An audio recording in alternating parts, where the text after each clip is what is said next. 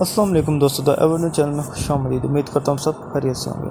दोस्तों, सैमसंग अपना पाकिस्तान में गैलेक्सी A11 लॉन्च करने जा रहा है, जो कि इसकी वेबसाइट पे ऑफिशियली डिस्प्ले कर दिया गया है और इसकी प्राइस अभी तक लॉन्च नहीं की गई। इसकी जो स्क्रीन साइज़ है वो 6.4 इंच 720 पिक्सल स्क्रीन, 13 MP और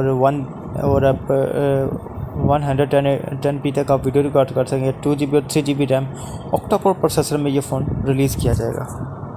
कैमरा की बात करें तो 8 मेगापिक्सल का जो फ्रंट कैमरा रखा गया है।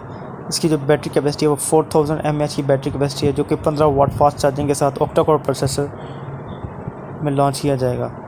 इसकी प्राइस अभी तक अवेलेबल नहीं है, जैसे कि गैलेक्सी A30s लॉन्च किया गया वो जो कि 40,000 से ऊपर है, और ये भी फ़ोन नज़र आ रहा है कि 28,000 रुपये की प्राइस में लॉन्च किया जाएगा।